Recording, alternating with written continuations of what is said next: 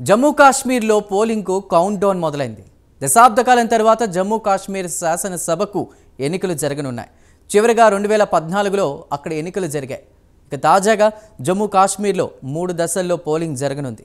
ఈ నెల 18న మొదటి విడత పోలింగ్ జరగనుంది. అక్టోబర్ 1తో పోలింగ్ ముగుస్తోంది. ఇక జమ్మూ కాశ్మీర్లో ప్రచారం కూడా హోరెత్తింది. తాజాగా అమిత్ షా రాహుల్ గాంధీపై సెటైర్లు వేశారు. అవేంటో ఓ లుక్కేద్దాం.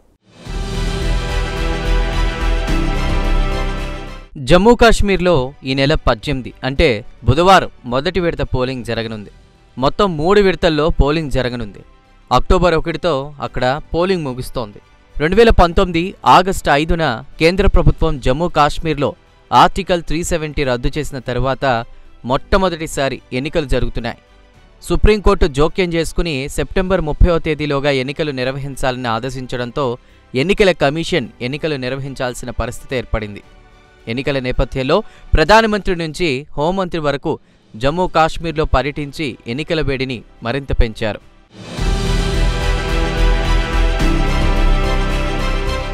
కేంద్ర హోంమంత్రి అమిత్ షా కాంగ్రెస్ ఎంపీ రాహుల్ గాంధీపై సెటైర్లు విసిరారు. గత నెల రాహుల్ గాంధీ జమ్మూ కాశ్మీర్ పర్యటనకు వచ్చారు. రాహుల్ గాంధీ ఇప్పుడు హాయిగా ఐస్ క్రీం తింటూ మోటార్ బైక్పై షికారు చేయొచ్చని రాహుల్నుద్దేశించి వ్యాఖ్యానించారు. తాము జమ్మూ కాశ్మీర్ను సురక్షిత ప్రాంతంగా తీర్చిదిద్దామని చెప్పుకొచ్చారు. కాంగ్రెస్ పార్టీ అధికారంలో ఉన్నప్పుడు ఇది సాధ్యమయ్యేదా అని అమిత్ షా ప్రశ్నించారు. జమ్మూ కాశ్మీర్లోని రాంబన్లో ఆయన ఎన్నికల ర్యాలీలో ప్రసంగించారు. కశ్మీర్ను ప్రస్తుతం తాము సురక్షిత ప్రాంతంగా తీర్చిదిద్దామన్నారు. ఇక లాల్ చౌక్లో రాహుల్ ఐస్ క్రీం తిని ప్రధానమంత్రి మోదీని ఇష్టం వచ్చినట్లు తిట్టుకోవచ్చని చురకలంటించారు. మీరు అధికారంలో ఉన్నప్పుడు ఇది సాధ్యమయ్యేదా రాహుల్ బాబా అని ప్రశ్నించారు. మోదీజీ కాశ్మీర్ లోయలో టెర్రరిజాన్ని కూకటి వేళ్లతో పెకిలించి వేశారని ర్యాలీలో ప్రసంగిస్తూ అన్నారు అమిత్ షా. ఇక కేంద్ర మంత్రి అమిత్ షా గత నెలలో రాహుల్ గాంధీ జమ్మూ కాశ్మీర్ పర్యటనకు వచ్చినప్పుడు శ్రీనగర్లోని లాల్ చౌక్ ఏరియాలో ఓ ఐస్ క్రీం పార్లర్ నుంచి వస్తున్నప్పటి వీడియోను ఉద్దేశించి ఈ కామెంట్ చేశారు. అలాగే రాహుల్ భారత్ జోడో న్యాయయాత్ర సందర్భంగా లడఖ్లో బైక్పై నగరం చుట్టూ తిరిగొచ్చిన వీడియోలను ఉద్దేశించి ఈ వ్యాఖ్యలు చేశారు. రాహుల్తో పాటు మాజీ హోంమంత్రి సుశీల్ కుమార్ షిండేను ఉద్దేశించి అమిత్ షా చురకలంటించారు. మాజీ హోంమంత్రి షిండే శ్రీనగర్లోని లాల్ చౌక్లో ప్రస్తుతం ఎలాంటి బెరుకు లేకుండా వాకింగ్ చేసుకోవచ్చని సూచించారు.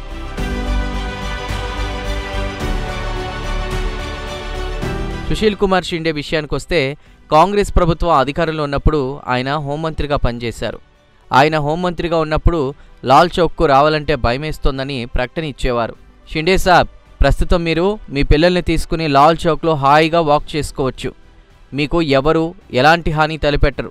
హాని తలపెట్టాలన్న సాహసం కూడా చేరని అమిత్ షా రాయ్బన్లో ఎన్నికల ర్యాలీలో మాట్లాడుతూ షిండేకు హామీ ఇచ్చారు. కేంద్రంలో కాంగ్రెస్ యూపీఏ ప్రభుత్వం ఉన్నప్పుడు సుశీల్ కుమార్ షిండే పలుమార్లు పేరుకు తాను హోంమంత్రి అయినా కశ్మీర్లో పర్యటించాలంటే తనకు భయమేసేదని చెప్పేవారు.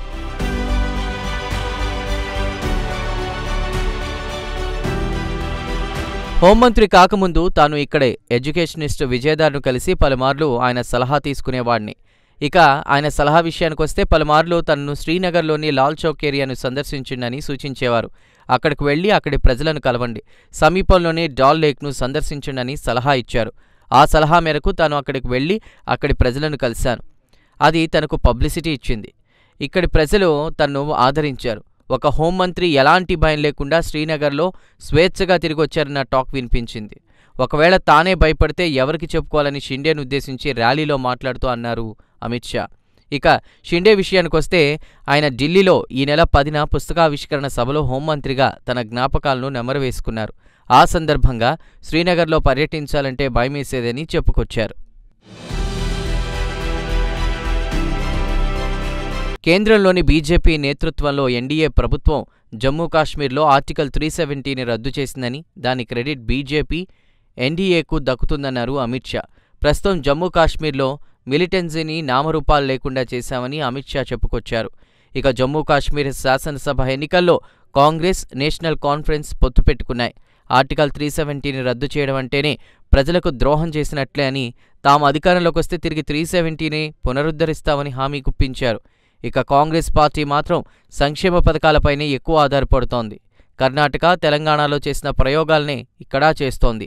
మహిళా సమ్మాన్ స్కీమ్ కింద కుటుంబంలోని పెద్దకు నెలకు 3,000 రూపాయలు ఇస్తామని, దీంతోపాటు చదువుకున్న నిరుద్యోగ యువతకు నెలకు నిరుద్యోగ భృతి కింద 3,500 రూపాయలు ఇస్తామని హామీ ఇచ్చింది. అలాగే ప్రభుత్వ ఉద్యోగాల్లో ఉన్నటువంటి 1,00,000 ఖాళీలను భర్తీ చేస్తామని కాంగ్రెస్ పార్టీ హామీలు గుప్పించింది.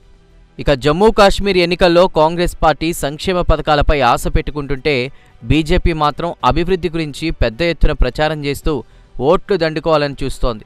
మరి ఓటరు దేవుడు ఎవరిని కరుణిస్తాడో అక్టోబర్ 8న ఫలితాల రోజు తెలుస్తోంది. అప్పటి వరకు వెయిట్ అండ్ వాచ్ మోడ్లోకి వెళ్ళిపోవాల్సిందే.